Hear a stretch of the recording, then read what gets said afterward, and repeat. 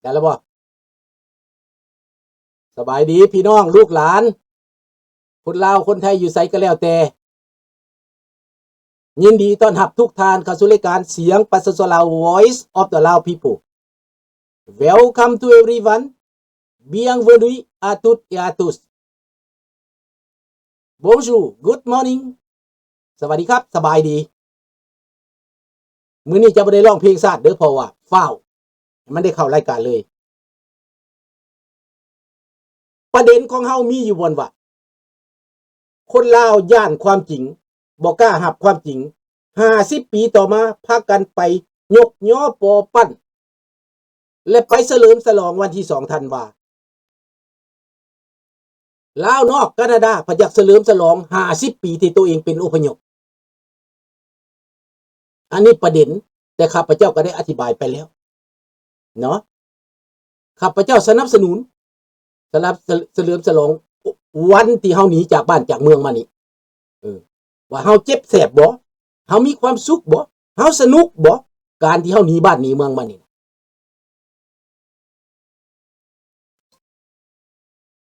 แม่นแหละแทนวิ่งหัวหน้าลาวลิงเสนอแคนเฉลิมฉลองแคนน้ำ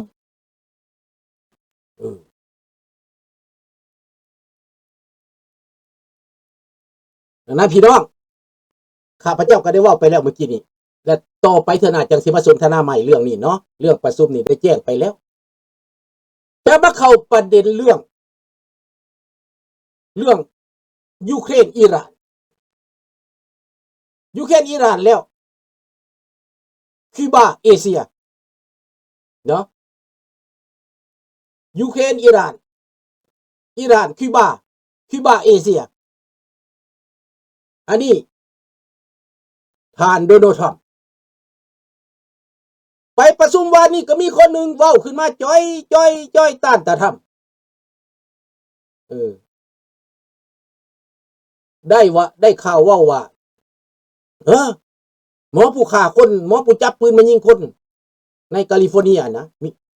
นามสกุลอีหยังธรรมวงศ์จับปืนมายิงคนลาวได้อายุ60ปีมายิงคนอเมริกาในโรงพยาบาลผู้เพิ่นเว้ามื้อวานนี่เพิ่นก็เสนอเรื่องขึ้นมาว่าเขาว่าเราเป็นบ้ามีโดเซียเป็นบ้าว่าซั่นเพิ่นเว้าได้ข่าวของเพิ่นเด้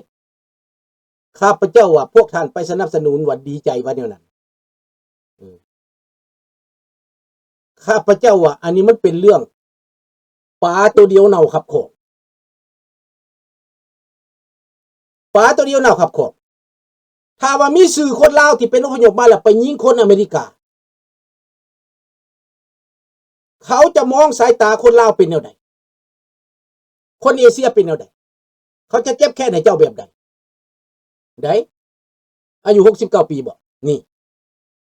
มีคนที่มาเว้าในกองประชุมข้าพเจ้าก็เลยดัดเอาไปซะ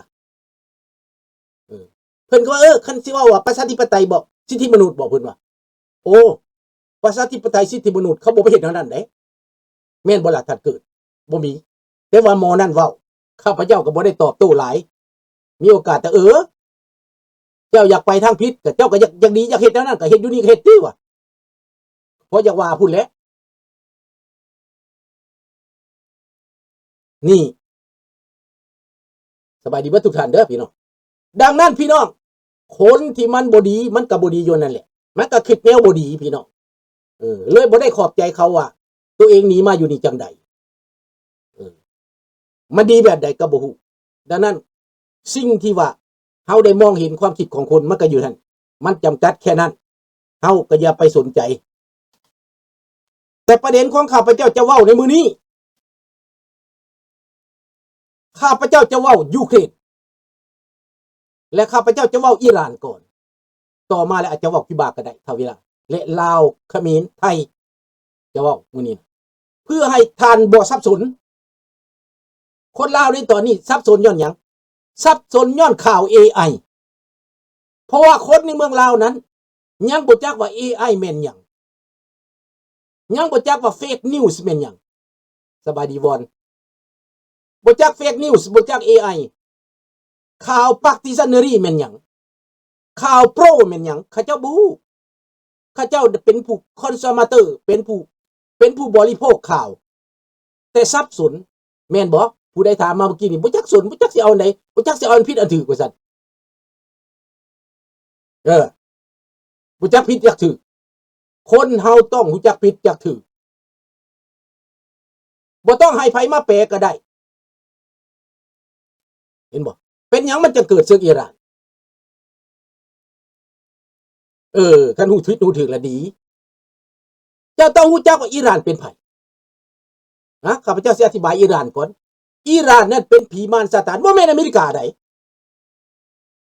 เริ่มต้นเหตุสงครามน่ะตั้งแต่ปี1970พุ่น79พุ่นอิหร่านเฮ็ดกับอเมริกายึดบริษัทอเมริกาแบบเดียวคือมาดูโรแบบเดียวคืออูโกชาเวสยึดบริษัทอเมริกาจับคนอเมริกาเตะคนอเมริกาตีคนอเมริกาวางระเบิดใส่อเมริกาตั้งแต่พุ่นเพราะว่าอเมริกาเป็นผู้ลงทุนในสมัยนั้นคนต้านทุนนิยมคันผู้ใดลงทุนแล้วมันต้านลาวแดงก็ต้านทุนนิยมแต่ข่าวตะกี้คันว่าเป็นทุนนิยมนี่สิฆ่าเป็ดฆ่าไก่ฆ่ายุกฆ่ายาฆ่าอีหยังก็อย่ามันถือว่าเป็นศัตรูบัดทุนนิยมเป็นบ่ดีเขาฮ้อว่ากาปิตาลิสต์ข้าพเจ้าสิแปลว่ากาปิตาลิสต์กันกับกาปิตาลิซึมกับคอมมิวนิซึมนะก่อนจะเข้าไปถึงยูเครนนี่นะแปลสองคำนี้ก่อนลาวแดงเจ็กแดงรัฐโซเวียต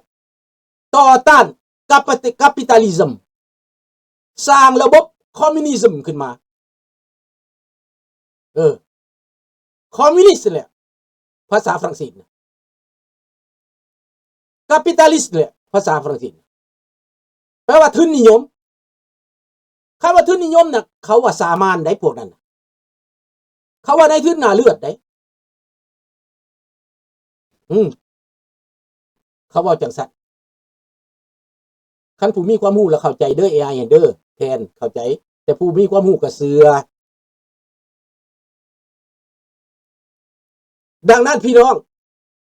ในประเทศอิหร่านต้านทุนนิยม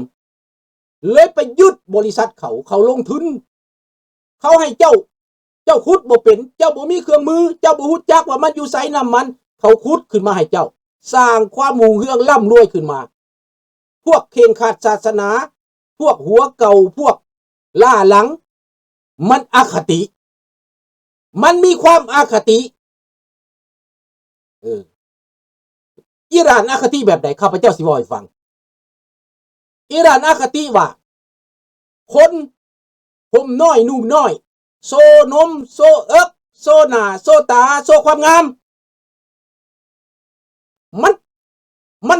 มันอิสามันบังเบียดเขาบังเบียดห่างกายเขาบังเบียดนมเขาบังเบียดหน้าเขาบังเบียดร่างกายของเขาทุกส่วน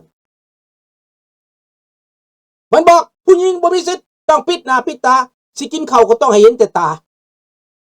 ต้องปิดตาปิดหูมืดชิดไว้คนอื่นเห็นพวกมันได้แต่พวกมันมีสิทธิ์เบิดจะมีเมียจักคนจะร่ำรวยเท่าใดมันก็มีได้แต่คนอื่นบ่ให้มีให้ปิดจำกัดสิทธิ์ยึดของอเมริกาจับอเมริกาเตะอเมริกาไล่หนีอเมริกาบ่กล้าตอบโต้มันก็ตามล่างผลประโยชน์อเมริกาอยู่ในเลบานอนในอิรักในซีเรียในหลายบอนแผ่อำนาจอิทธิพลมันไปส่งโปรกซี่มันไปจักปีต่อมา47ปีต่อมามีพ่อใหญ่โดนัลด์ทรัมป์บ้าคักบาดนี่นะกล้าฮึดขึ้นมาพ่อใหญ่ทำเย็ดแม่มึงกูจะเอาทฤษฎีมอนโรออกมาแก้แค้นพวกอิหร่านมึงเด้อมึงพะเยอพะยองแท้เฮ็ดเพื่อนบ้านกูอิสราเอลทำลายผลประโยชน์อเมริกาในตะวันออกกลางอคติเป็นปรปักษ์ไปร่วมมือกับจีนไปร่วมมือกับรัสเซียต่อต้านผลประโยชน์อเมริกา หวังสิควบคุมเศรษฐกิจโลกหวังสิเป็นใหญ่อิหร่านก็นำเบอร์4สบายดีพี่อิหร่านนี่เป็นตัวเบอร์4เบอร์1รัสเซียเบอร์2จีนเบอร์3อิหร่านเบอร์3อิหร่านเบอร์3ซะให้เบอร์3ซะเกาหลีเหนือเบอร์4อิหร่านเบอร์3ใน4คนพวกมันนี้สิล้มล้างเศรษฐกิจอเมริกาเป็นผุยผงสิล้มล้างการเมืองอเมริกาสิเฮ็ดให้อเมริกานี่ล่มสลายให้กลายเป็นผุยผงเจตนาของเจ้าได้หั่นเด้จึงร่วมมือกับจีนร่วมมือกับจีนร่วมมือกับรัสเซียส่งชาฮิดให้รัสเซียไปเข็นฆ่าคนยูเครนถ่ายทอดความรู้ถ้ารัสเซียถ่ายทอดความรู้เรื่องนิวเคลียร์จะสร้างให้อิหร่านนี้เป็นมหาอำนาจนิวเคลียร์เพื่อปราบอิสราเอลให้ลาบคาบสับสนอยู่บ่เว้าสับนี้แหละยังสับสนอยู่วะนี่แต่ถามว่ามันลาบคาบบ่ล่ะไผสิลาบคาบกันแท้ไผสิกลายเป็นทะเลเพลิงกันแท้ไผมีอาวุธเหนือกว่ากันแท้ก็เบิ่งเอาตาก็เห็นถามว่าระบุอิหร่านจรวดอิหร่านมาตกใส่อเมริกาบ่มีพ่อลูกมีปัญญาก็บินมาที่บินมาอเมริกาพี่มาสร้างหน่วยเทโรริสต์ในอเมริกาคนลาวบ่สร้างขึ้นมาบ่ไผสิสร้างขึ้นมาบ่มีเครียดแค้นให้อเมริกาก็เฮ็ดแล้วคันอยากตายคันอยากเข้าคุกเห็นบ่อเมริกามันเตรียมไว้ใส่เจ้าดังนั้นพี่น้องเท่าอิหร่านนี้สะสมอาวุธได้รับการถ่ายทอดเทคโนโลยีจากรัสเซียหลายอย่างได้รับการสนับสนุนด้านการเงินหลายอย่างเท่าจีนก็ได้รับการสนับสนุนให้ให้อิหร่านนี้ลงทุน 8,000 บิลเลียน8,000 บิลเลียน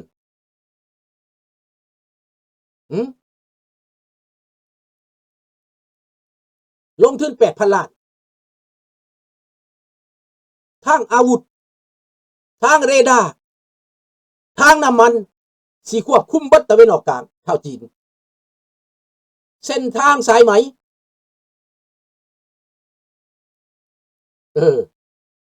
บ่ตายก็ซ้ำตายหั่นแล้วบ่ตายก็ซ้ำตายแล้วมันเฮ็ดหยังบ่ได้แล้วตายในถ้ำตายในหูบนระเบิดก็พอแห้งแล้วเนาะเดี๋ยวสิเว้าให้ฟังละเอียดเนาะเดี๋ยวนี้เว้าสรุปให้ฟังซะก่อนบาทนี่เท่าจีนเอาเงินไปลงอยู่ในหั่นแล้วน้ำมันบ่มาถ้าเอาจีนหันใจป่าแล้วเดี๋ยวนี้แกแวบเท่าจีนตอนนี้นะหันใจป่าแล้วบักพ่อใหญ่สีนี่นะบักพ่อใหญ่สีจิ้นผิงนี่หันใจป่าแล้วตอนนี้น้ำมันบ่มาผู้เจ็บหนักที่สุดจากอิหร่านก็แม่นจีนโลดแม่นจีนโลดจีนได้รับผลกระทบหนักที่สุดลองลงไปก็สิแม่นไทยแม่นลาว